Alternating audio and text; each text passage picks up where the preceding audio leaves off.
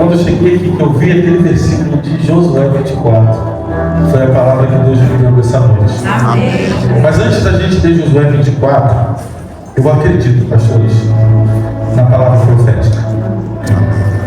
E enquanto nós louvávamos aqui nessa noite, Deus colocou um versículo no meu coração que eu gostaria de compartilhar com a igreja antes de compartilhar a palavra, que é Isaías capítulo 54, se os irmãos puderem botar aqui, versos 2 e 3. E aí, enquanto o pastor Márcio falava das cidades assoladas, isso tem a ver com Eli para esse tempo. E assim diz o Senhor: alarga o espaço da sua tenda e aumente o todo da sua habitação. Não impeçais, alongue as cordas e firme bem as estacas. Por quê? Porque você expandirá para a direita e para a esquerda, e a sua posteridade possuirá as nações, e fará com que povoe as cidades arrasadas. E para este tempo que Deus levantou esse ministério, um tempo de alargamento de estacas, para que cidades assoladas voltem a ser povoadas para a glória de Deus. Aleluia! Louvado seja. Vamos em Josué capítulo 24. Josué 24, versículos 14 e 15. Eu quero pedir tua ajuda para você ler comigo essa palavra. Josué capítulo 24, versículos 14 e 15. E a minha oração é que à medida que você for lendo essa palavra, o Espírito Santo já começa a ministrar o seu coração. Já começa a falar com você aquilo que ele tem para nós nesta noite. Vamos ler juntos? O tempo 3. 1, 2, 3. Agora todos temam o Senhor e o sirvam com integridade e com fidelidade. Joguem fora os deuses que os pais de vocês serviram do outro lado do Eufrates e no Egito, e sirvam o Senhor. Mas se vocês não quiserem servir o Senhor, escolha hoje a quem vão servir. Se os deuses a quem os pais de vocês serviram do outro lado do Eufrates, ou os deuses dos amorreus em cuja terra vocês estão procurando, eu e a minha casa serviremos ao Senhor. Mais uma vez, verão. Eu e a minha casa serviremos ao Senhor. Aleluia. Glória a Deus. Deus aplica essa palavra aos nossos corações. Irmãos, de tempos em tempos, é necessário que a gente faça uma faxina na vida. Isso é importante demais. Carros precisam de manutenção, casas precisam de manutenção, pessoas precisam de manutenção, relacionamentos precisam de manutenção, famílias precisam de manutenção. É necessário que a gente faça isso. Porque se não fizer isso, a gente acaba por trazer ou perpetuar algumas coisas na nossa vida que impedem com que a gente caminhe bem, alinhe bem, viva bem.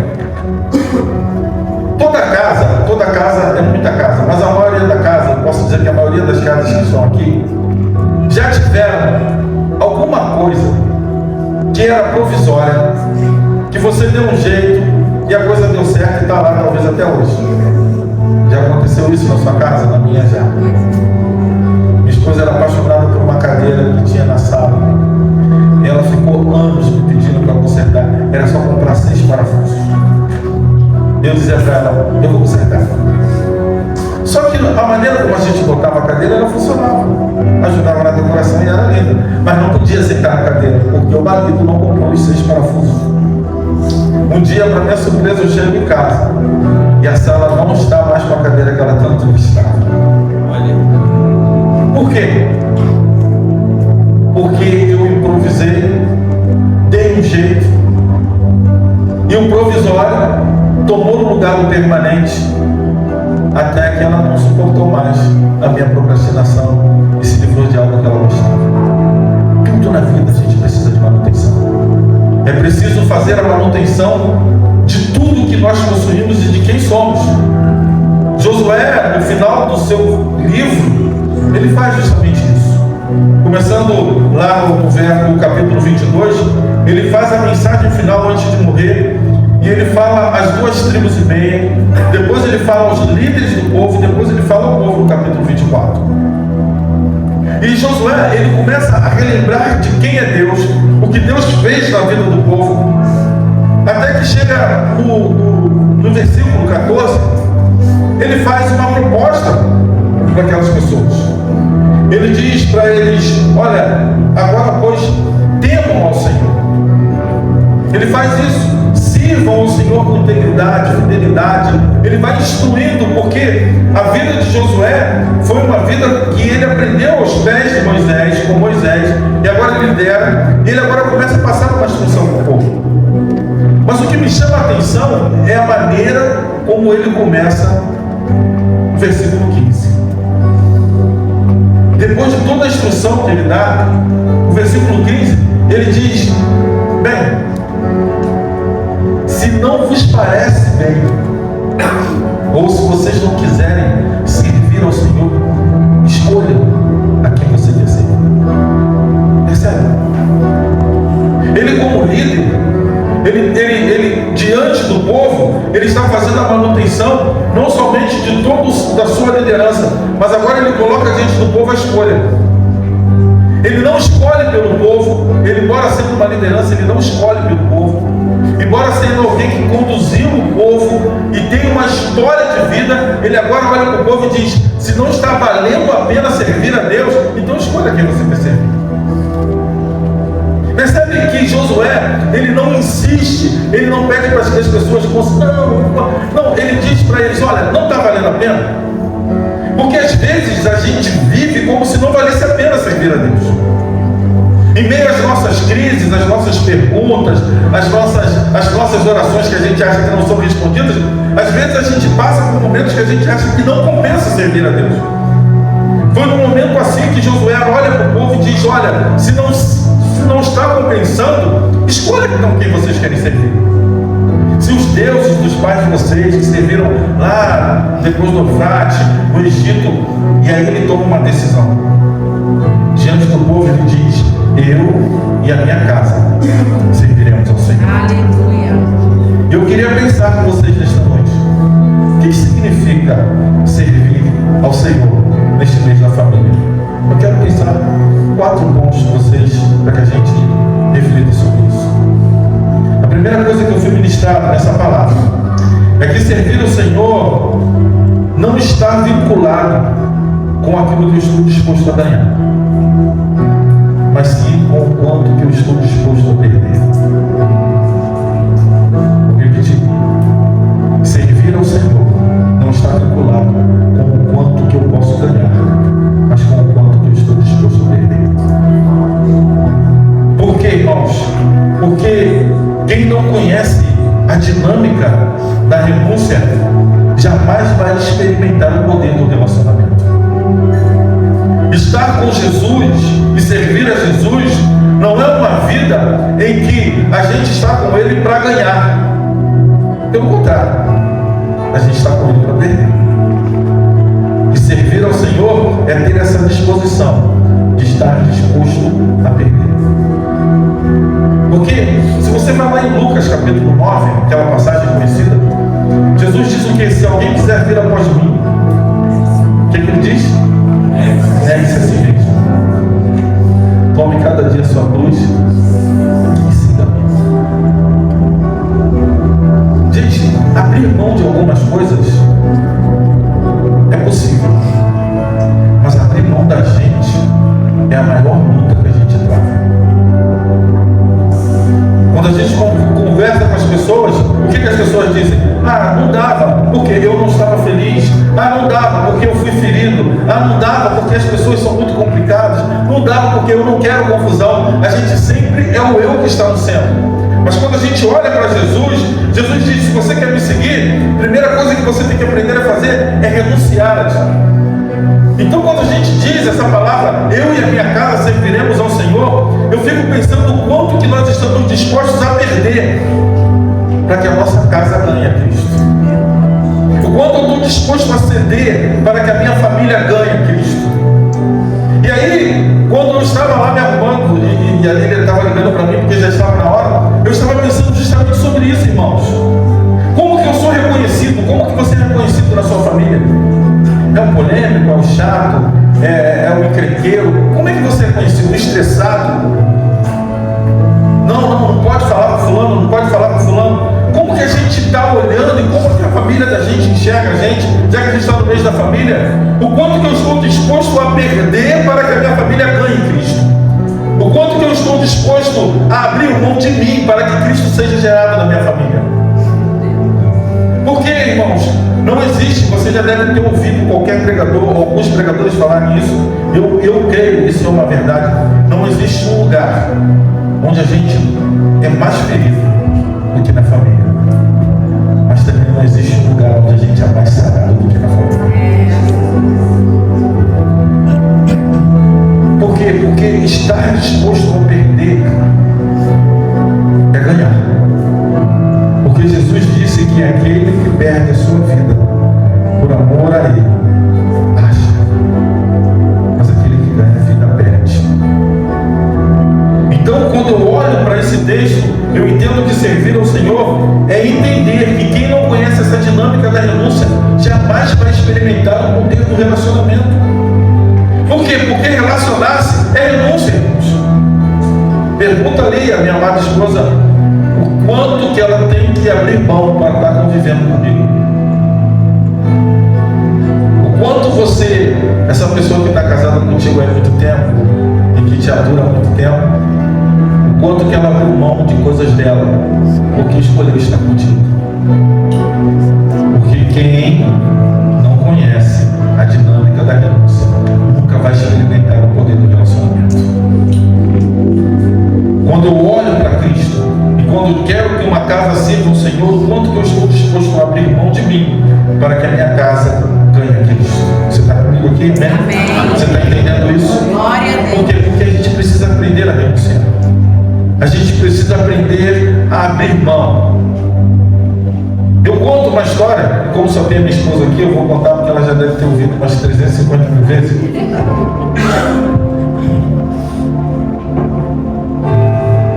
Quando eu era criança, eu tinha mais ou menos, acho que uns 8 anos, eu morava perto de um campo, e nesse campo tinha uma vacaria.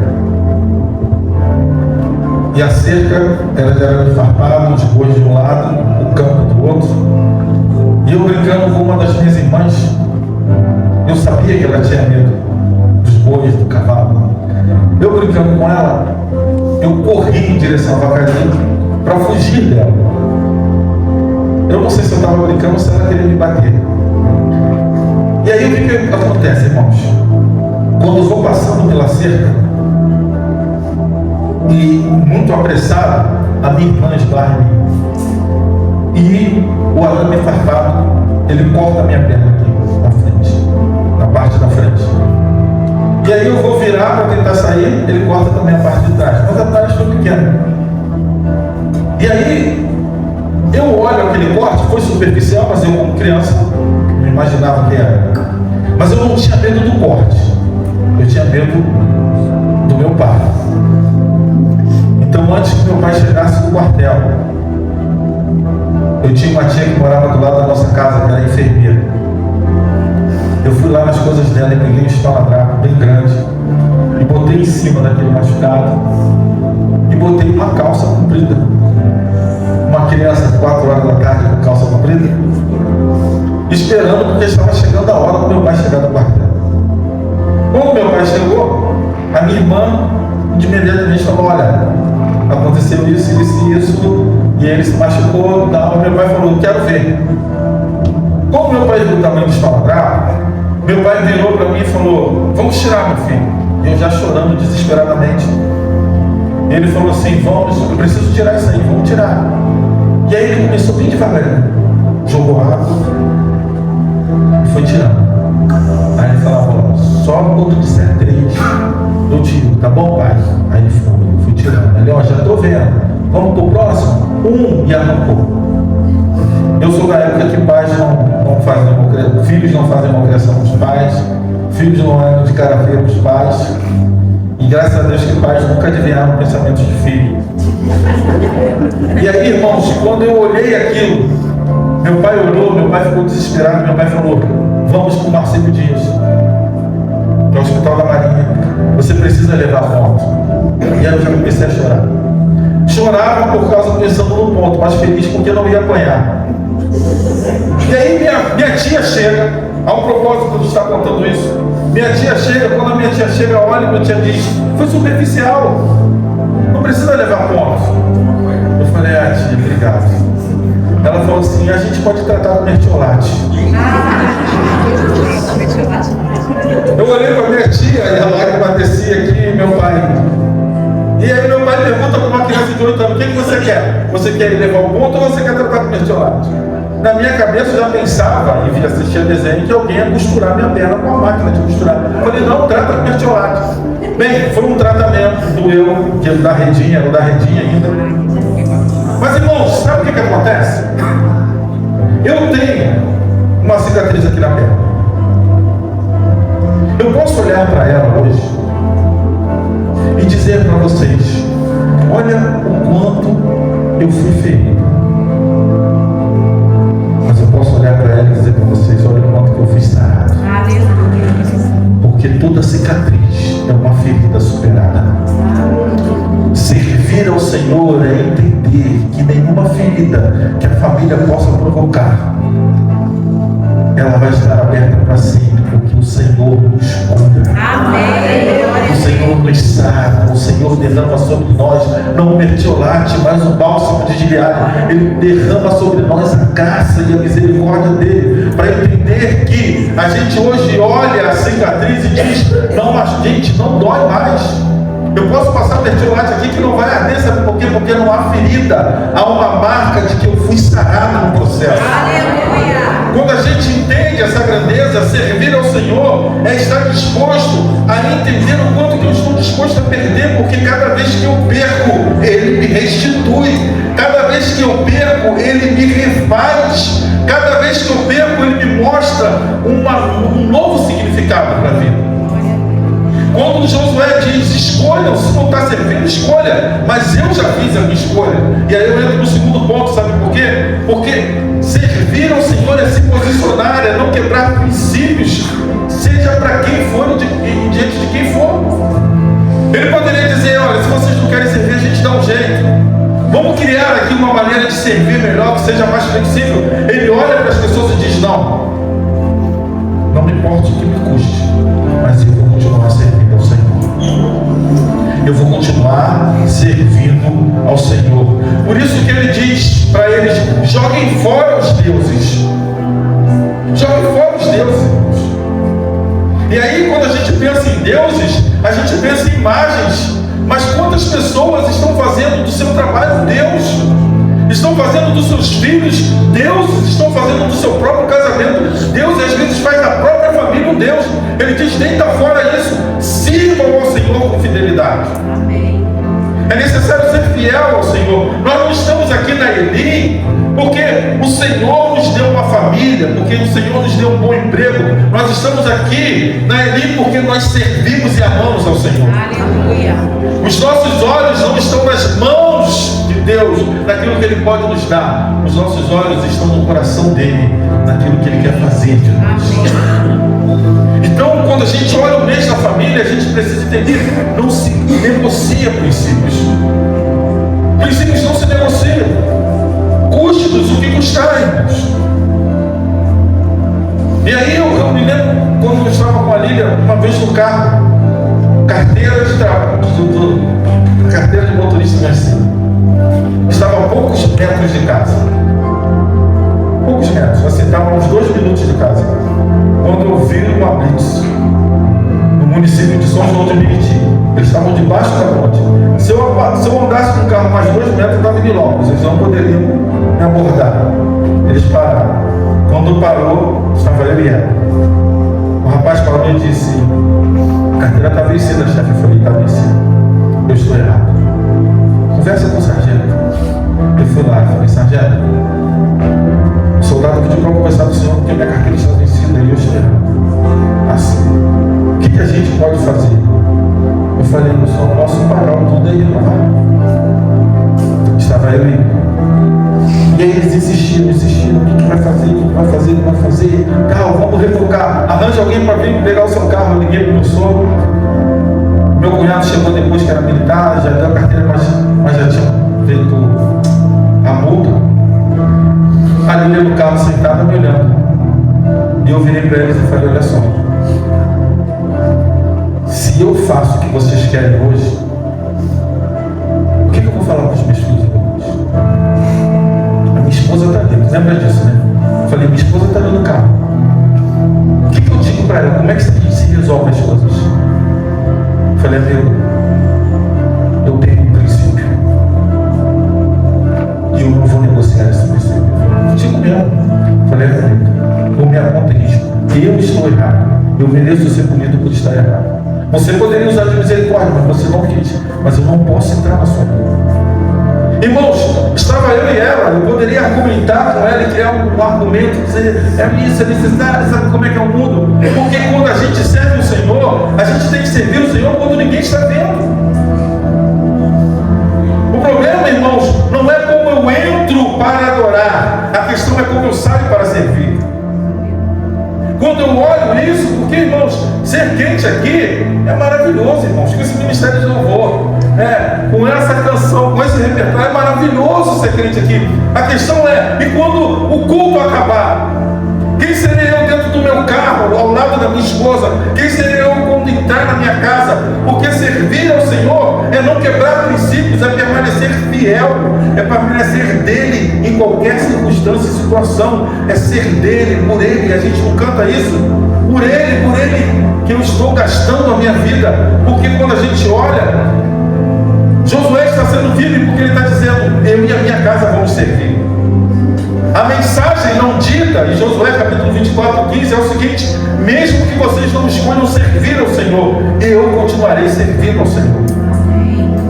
Porque servir ao Senhor é uma questão de princípio.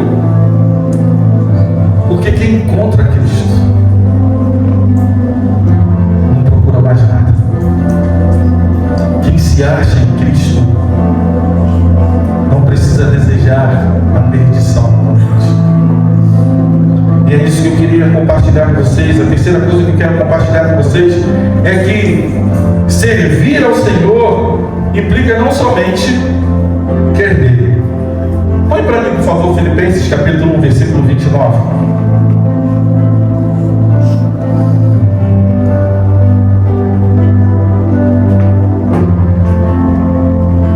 Porque vocês receberam uma graça de sofrer por Cristo e não somente crer nele. Só o 29. Olha o que Paulo diz: receberam uma graça de sofrer. A gente vive numa era de um evangelho onde as pessoas recebem muito, né? Recebem muito. Elas são vitoriosas o tempo todo. Mas o evangelho que sustenta uma família é o evangelho que passa pela teologia do sofrimento. Não somente crer, mas sofrer. Paulo, escrevendo aos Gálatas, ele diz: eu sofro as dores de parto, até que Cristo seja gerado em vocês novamente. E aí a minha pergunta nessa noite: qual foi a última vez que você chorou pela vida de um parente perdido? Qual foi a última vez que você não fez um coro quando a família falou: não tem jeito, está perdido, só quer farra, só quer isso? Qual foi a última vez que você conseguiu olhar para esse parente e chorar por ele, como ele estivesse saindo de você? Você tivesse olhado para ele e não desistido dele. Eu tenho um amigo que mora em São Paulo, e quando eu o conheci, ele foi meu diácono por um tempo depois que ele retornou a Cristo. Quando eu conheci, a mãe dele me apresentou, e ele estava prestes para fazer uma festa que lá em Minópolis estava conhecida a festa dele. E graças a Deus que foi a última festa, porque nessa festa que deu um desastre terrível e ele volta para Jesus. Mas eu me lembro da mãe dele falando para mim: pastor, eu não desisto dele. E ele distante do Evangelho, ela dizia: pastor, eu não desisto dele. Quando ela adoeceu, ele estava retornando para o Evangelho. Ele ainda estava entre dois pensamentos. Irmãos, ela morreu. Ela não viu a potência que aquele menino, aquele homem se tornou nas mãos de Deus. Aquele camarada que era um farrista se tornou um evangelista. Se tornou um homem que ele dizia para mim assim: o meu ministério é trabalhar com as pessoas em situação de rua e falar de Jesus para elas. Quando ele se mudou para São Paulo, ele falou: vou comprar uma caixa de som. Eu vi um monte de praça abandonada que eles ficam dormindo. Eu vou pregar para esses camaradas. A mãe dele não viu isso, mas a mãe dele morreu crendo na promessa, dizendo: meu filho pertence ao Senhor. E às vezes ela chegava na igreja e falava: como é que está a irmã? Ah, pastor, está na farra. Mas Jesus está lá. Jesus vai pegar ele lá. E Jesus de fato pegou. Amém. Eu vim aqui nessa noite para dizer para você: continue clamando pela vida do teu familiar. Continue pedindo por ele. Continue. Não abra mão desse princípio. Olhe para a tua casa e diz: eu e a minha casa serviremos ao Senhor. Eu e a minha casa pertencemos ao Senhor. Porque, gente, a nós foi dada essa graça. Algumas coisas acontecem com você porque você tem essa capacidade de suportar, porque Deus te deu essa capacidade de suportar. E aí, eu quero pensar com vocês no quarto e último ponto. Porque o que significa servir ao Senhor? É ficar bonito, cheiroso, como é que vocês estão, e vir aqui e se encontrar numa reunião de domingo? Ah, quem dera se fosse isso. É ter um momento de oração com a igreja. Servir ao Senhor é entender que não só pertencemos a Ele, mas é pertencer a Ele por inteiro. Provérbios capítulo 23, versículo 26. Ele diz o seguinte: dá-me, filho teu. Provérbios 23, versículo 26. Meu filho, preste bem atenção no que eu digo, e que os teus olhos se agradem nos meus caminhos. Em uma outra versão diz assim: filho meu, dá-me o teu coração, e os teus olhos se agradem nos meus caminhos. Servir ao Senhor é entender que a nossa vida está nas mãos dele. Quem aqui nessa noite acredita que a sua vida está nas mãos de Deus, que Deus tem o controle da sua vida? Você acredita nisso? Amém. Você acredita nisso de coração? Amém. Então você não precisa ficar triste por aquilo que está acontecendo, porque Deus não perdeu o controle.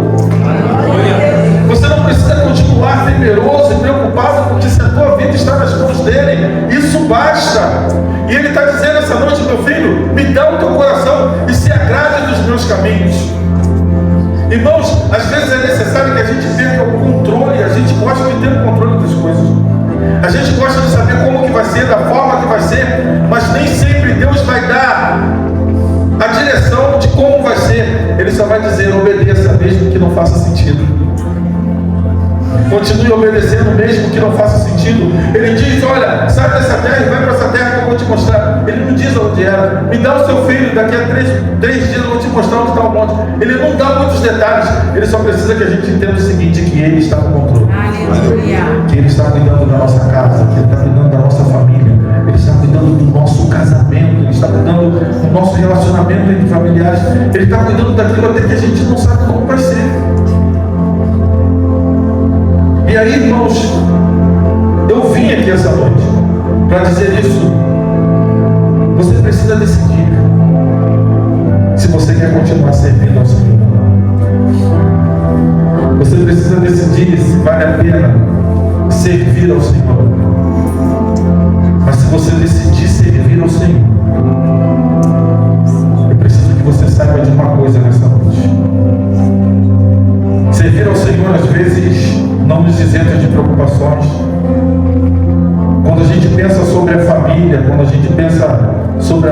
vida, a gente pensa sobre algumas coisas. Eu sou um pai que fico pensando, irmãos, eu tenho 4 filhos.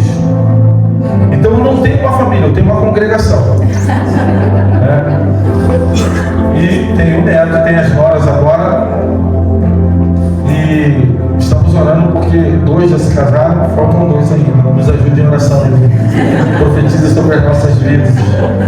Eu quero ter lugares para ir visitar. Então falta minha filha caçula e falta um outro filho no meio. São eles 2 que faltam. A gente fica preocupado. Mas lembra que eu falei para vocês que eu acredito que a palavra profética, quando ela é liberada, há um propósito de Deus nisso. Eu quero terminar a palavra dessa noite com uma palavra profética em Isaías capítulo 46. Já que a gente está falando sobre família, Isaías capítulo 46, apenas 2 versículos. Versículo 3 e versículo 4.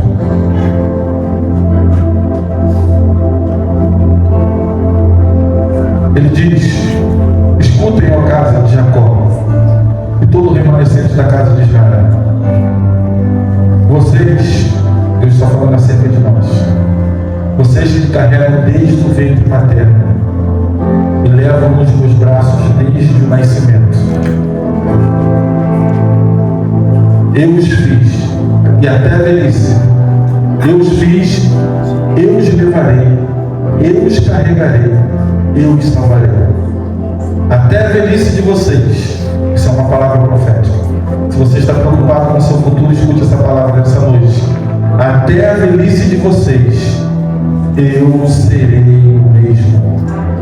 Amém. E ainda quando tiverem cabelos brancos, eu os carregarei. Esse é o Deus que está cuidando.